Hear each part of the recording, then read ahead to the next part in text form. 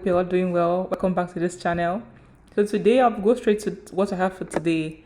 This video is about how to extend your study permit, and I'm going to be screen recording my screen to show you practically how to do it.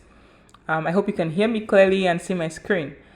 So first thing you want to go is to IRCC website. You can go from here. So I always go to the sign in login. You can go straight to this point, which is the canada.ca. This link here, or if you want to go from here, basically, which is the CIC gc.ca. Basically here you see this. So whichever way you want to go, it's simple. Once you click on IRCC login, this is this. If you click on this, it takes you here, and then you go to study. Once you go to study, you check, you can read all of this and see extend your study permit to restore your status, which is what you want to click on. And then you'd see all of this. Processing time is 74 days, the money you need to. So I advise that you read this actually. First of all, you read this, go through all of this to kind of know what you need to know and all of that. So but for me, I'll just click on, the IRCC and sign in straight up, IRCC login, which is this one. And then I'm going to click on sign into your IRCC account, secure account. Now, you see this, all of this, right? And then you see this option 1, 2. And then we have the one where you sign in with the GC key or sign in with the sign partner. Now, this sign-in partner is mostly banks. So we have Canadian banking information. If you have a bank already, it's very easy for you to go through this than for you to go through this. This would require you making an account and making a key and making a password. I did this at first, but then I started to use this. It's just easier. So when you click on this, it takes you to the point where you see different banks. So depending on your bank, you click on your bank. So after the bank details, after you've inputted everything, it takes you to the terms and conditions. You see this is what you see. And then you click on I accept, right? And then it gives you a question, right? You would have already set up all of the security questions before, right? You can see that I have an application number here. So I can check my status of my application. But if for someone that's just starting newly, they wouldn't have anything here. All of this will be empty. This section will be empty as well. Then you can go straight to this, apply to come to Canada. That's what you click on. So you click on this one, and then it takes you to this point. You see where it asks you for personal reference code. You read all of this. You see, so I don't have a personal reference code is what I clicked on. And then you click on whichever it is. So we're looking for study permits, right? So we click on study permit, and then it asks you a bunch of questions which you fill out here. So it's asking you what you like to do, of course, study, how long you like to stay in Canada, more than 6 months temporarily, and then select the code. Mine is Nigeria, so we click on Nigeria here, and then it's asking you what country of residence. If you're presently in Canada, you should select Canada. So I'm in Canada currently. You click on Canada. So please take time to read all of this. I'm going through it very quickly because I already did it before. And then it's going to ask you, do you have a family member, which I don't, and then your date of birth. So that's so whatever date of birth you have, you fill it out here, and then you go to next. So it's going to ask you, are you a lawful permanent resident of US, which I'm not. So click on no, and then what is your current immigration status in Canada? I am a student, and then you click on that. What's your marital status? Never married. And my province, which is what I am now, or where you'll be spending your time even if you're not here, it is in Manitoba. So then it's based on the information you required, you've provided, your results indicate that you're eligible to come to Canada for this and for this. And of course, we want to do study permits.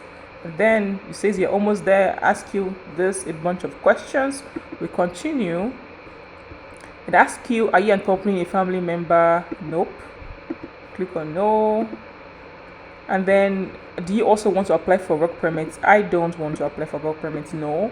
If you want to, you click on yes, but I think for the most part you click on no. And it says, when does your status in Canada expire? Then you click on that. And I'm going to just put an arbitrary date here because I don't have this. I'm going to put just dates that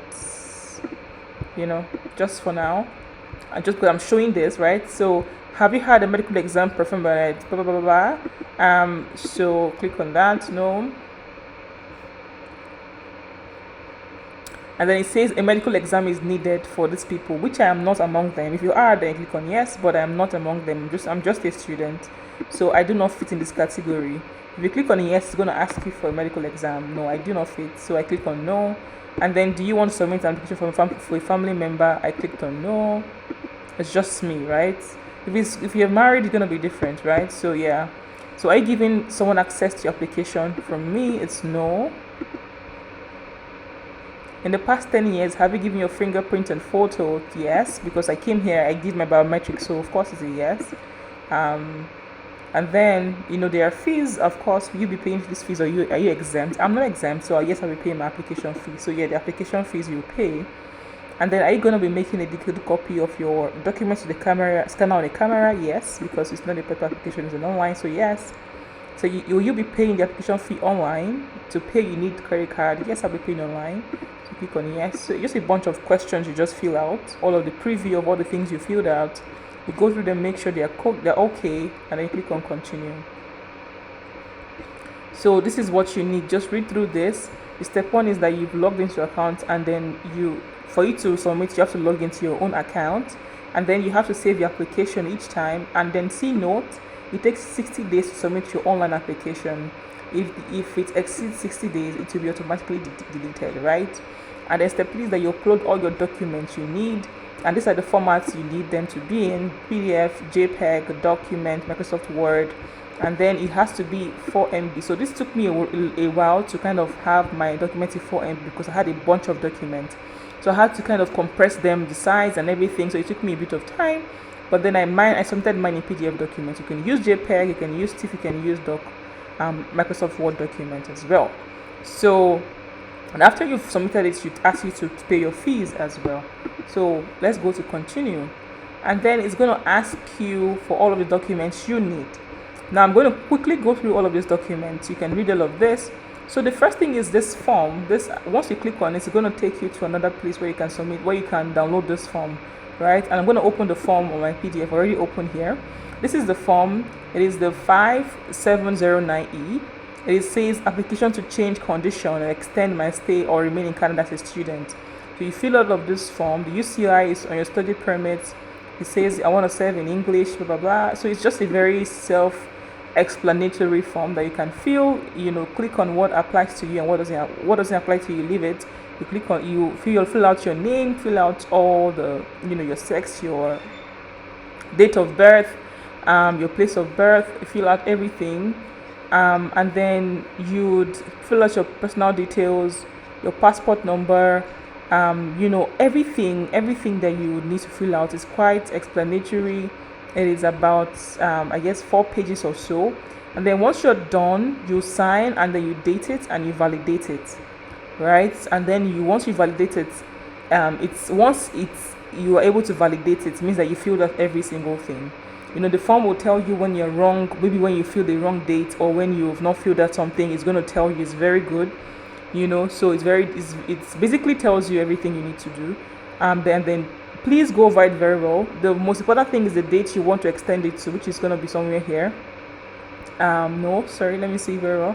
It's going to be somewhere around here, where it's going to ask you for the dates that you want to extend your study permit to. So you're going to write, the date that you started, that you have, or it's going to expire, to the date you want to extend it to, or whatever expected date. Don't put the exact dates you think you're going to graduate. So you put an extra date, right? You don't want to put an exact date, because you don't know. For me, graduate school, it might not be the same, so it might take a bit of time. So kind of give yourself 1 year ahead of what you expect to graduate, just in case, so you don't have to apply again, right? So all of these things are the things you fill out, and once you're done, you're done, you make sure it's good, you upload the file, and then you go to the letter of acceptance. So this is basically showing your letter of admission. Here you click on this, it's going to show you what you need to do. It says you must provide letter of acceptance which you received from the Canada institution. That's for people that basically haven't started their program, I guess. So you will need to submit that. But for people that are already doing a program, like returning students, you might need to submit only your letter of enrollment or registration history, basically. For me, I submitted my letter of enrollment, I submitted my admission letter, I submitted my registration history as well. So all of those things that are important for you to submit, everything as much as you can, just combine them into one PDF file and then submit them. So you need to mesh them together into one PDF file and submit them. So your letter of acceptance or admission letter, not very compulsory, but the letter of enrollment from your registrar, signed and dated, very compulsory, and your registration history as well, to show that you've registered for the course and for the semester as well, is very good. You submit that, and then that shows you letter of enrollment. And for your passport, here is where you submit your international passport. You click on that, it tells you what to do. It says you must have a legible copy of your valid document, which is this travel document. You show the page where there's the birth dates and country, the first biodata page, right? You take a picture of that, you scan it, and then, if you don't have a passport, you show your, government ID with all of these things. But I submitted my passport, I submitted my driver's license, I submitted my study permit in this part. So I merged them together in one PDF file, and I submitted them in this part. And then in the proof of means of financial support, which is here, it's going to show you a bunch of things you can submit. You can submit all of them or just some of them.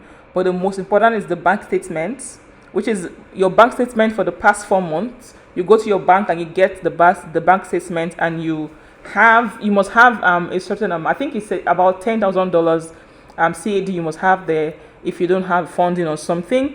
But that's very important. And under that as well, you can show an employment letter, maybe for the funding, the school that the school where you're working, like your supervisor is paying you, for example, you get a funding, you can get a letter from them to show that.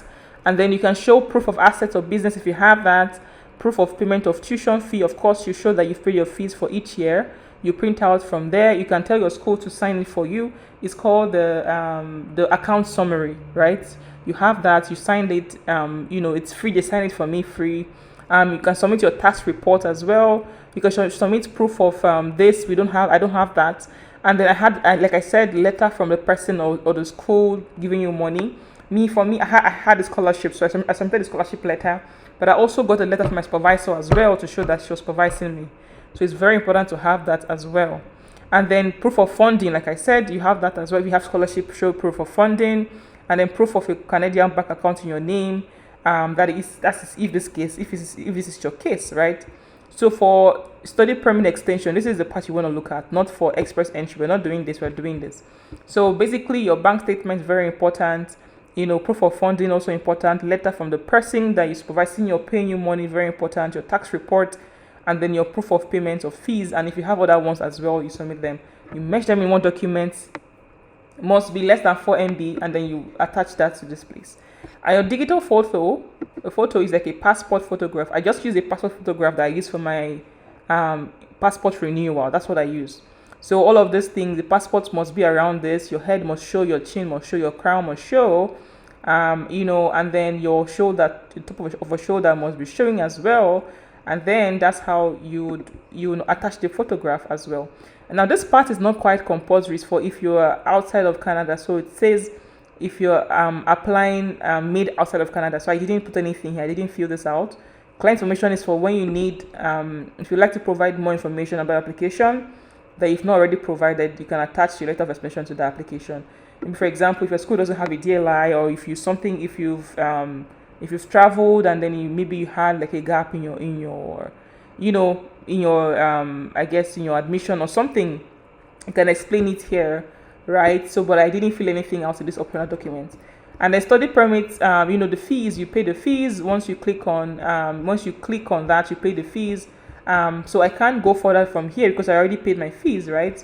So once you upload all the documents, it's going to take you to the part where you upload your fees and where you pay your fees, and then it's going to submit it for you. Once you're done, you approve it, and then it's going to submit it for you. Once you're done, it's going to go here, view the application you've submitted, and then it's going to be reading maybe preview or something until they have approved it, and you see approved here, right? So that's how to apply for study permit extension. And mine took less than 3 days, to be honest. If you do everything I've told you to do, like all of these things I told you to attach and have, it won't take long. I think for people that are married, it takes a bit of time. For single people, like us, I guess it takes a bit. It doesn't take that long. So mine was under 3 days, and I was approved, and that's it. If you have any question, please send them my way.